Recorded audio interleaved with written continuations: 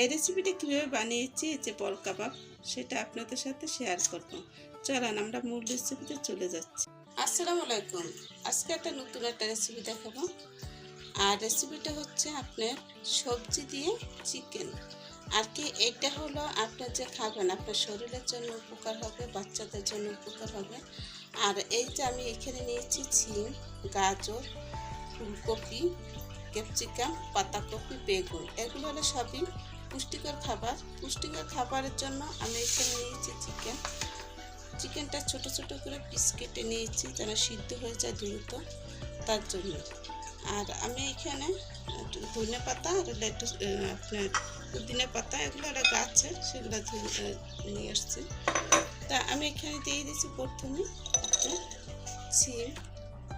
সিমটা একটু আরও একটু ছোটো করে পারলে আরও একটু ছোটো করে কেটে নিতে, তাহলে আরও ভালো হবে। নিয়ে নিচ্ছি আপনার গাজর, নিয়ে নিচ্ছি আপনার বেগুন। সব আপনার পরিমাণ মতন দিবেন, তাহলে সব রেজাল্ট ভালো পাবেন।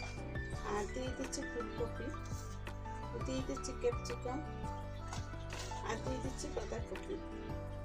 সব একসাথে মিশিয়ে আর এটাকে আজকে পাকুড়া বানাবো। এই পাকুড়াটা যে খাবে বাচ্চারা পুষ্টিকর, এটা রোজা রমজানের সময় একই তেলের জিনিস বারবার খেতে ইচ্ছে করে না। তাই এখন দিয়ে দিচ্ছি আমি এখানে লবণ। আমি আগে এগুলো মেখে নিব, মেখে নিলে একটু নরম হবে। লবণটা বুঝে শুনে অ্যাড করবেন। দিয়ে দিচ্ছি হলুদের গুঁড়ো, একসাথে মেখে নিব। 1 চামচ হলুদের গুঁড়ো দিয়ে দিলাম। দিয়ে দেবো আপনার মরিচের গুঁড়ো, এটা বুঝে শুনে অ্যাড করবেন। ঝালটা নিজেদের পছন্দ অনুসারে আপনারা দিয়ে নেবেন। আমার এখানে ফুল 1 চামচ হলে, তার জন্য আমি একটু 1 চামচ দিয়ে দিলাম। আর দিয়ে দিচ্ছি চিনি ফ্লেক্স,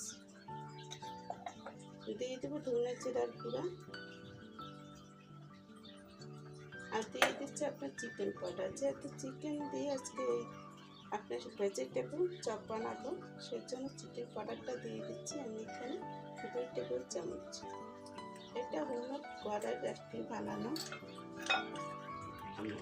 দিয়ে দিচ্ছি গরম মশলার গুঁড়ো, এটা বাসায় বানানো। দিয়ে দিচ্ছি চাট মশলা, এটা হোমমেড বাসায় বানানো। বন্ধুরা, চাট মশলাটা দিলে এটা রেজাল্টটা ভালো আসবে।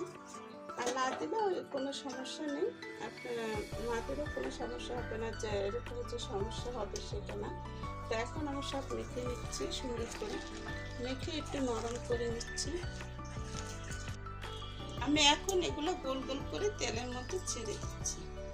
আর তেলের মধ্যে ছাড়ার আগে একটু তেলটা একটু হালকা গরম করে নেবেন, বেশি একেবারে গরম করতে যাবেন না, তাহলে কিন্তু এটা নিচ্ছে দাগ লাগতে পারে। আমি এভাবে করে সব কটা গোল গোল করে এরকম করে ছেড়ে দিই।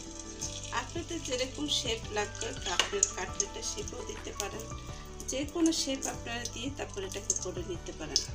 আমি কিন্তু আমার কাছে গোল গোলটাই ভালো লাগে, তাই আমি গোল গোল করে নিলাম। এইভাবে করে সব কটা বানিয়ে দেখুন, আমি উল্টে পাল্টে গোল্ডেন কালার করে এটাকে ভেজে নিয়েছি। আর কত সুন্দর করে গোল গোল হয়েছে। আর এটা কিন্তু ভেঙে যায় না বন্ধুরা, এটা ভাঙার কোনোই নেই, কারণ আমি এখানে কর্নফ্লাওয়ার দিয়েছি আর শুধু আপনার বেসন দিয়েছি, আর কোনো কিছু নেই। এখানে 2টো উপকরণ দিয়ে আমি এতগুলো জিনিস বানিয়ে নিয়েছি। খুব সুন্দর লাগছে, তাই না? আর এটা খেতে কিন্তু খুবই সুন্দর হবে। আপনারা একবার হলো এটা ট্রাই করে দেখবেন বাসা বানিয়ে। তাই এইভাবে করে ভাজা হলে আমি উঠিয়ে ফেলবো এগুলো। আমি এরকম করে লাল করে ভেজে নিয়েছি, আর দেখতে কত সুন্দর নবীন লাগছে। দেখুন আপনার, খুবই সুন্দর লাগছে দেখতে। আমি একটা টিস্যু পেপার দিয়ে এখানে তারপরে এগুলো রাখছি। আর এভাবে করে আপনারা একবার হলো বাসা হেলদি খাবারটা আপনারা করে নিতে পারেন। যেহেতু তেলে ভাজা, তারপরে এটা হেলদি হবে, কারণ এখানে সব উপকরণের সবজি আছে। তাই সবকটা ভেজে উঠিয়ে নিচ্ছি। আর এরকম যদি আপনারা এরকম পাকুড়া বানিয়ে খান চিকেন দিয়ে, তাহলে এই সসটা নিয়ে তারপর আপনারা খাবেন। এটা হলো চিলি সস, নিচে বানিয়ে নিয়েছি বাসায় হোমমেড চিলি সস। আর এরকম চিলি সসটা বানিয়ে এটার সাথে খেলে খুবই চমৎকার লাগবে। তা বন্ধুরা, আমার রেসিপিটা কেমন হয়েছে আপনাদের কাছে? অবশ্যই ভালো লেগেছে। ভালো লাগলে লাইক, শেয়ার, কমেন্ট করবেন, পাশে বেল বাটনটা ক্লিক করবেন। আজকের মতন বিদায় নিচ্ছি বন্ধুরা। আপনাদেরকে একটা ভেঙে দেখাচ্ছি কীরকম হয়েছে ভিতরটা, দেখুন।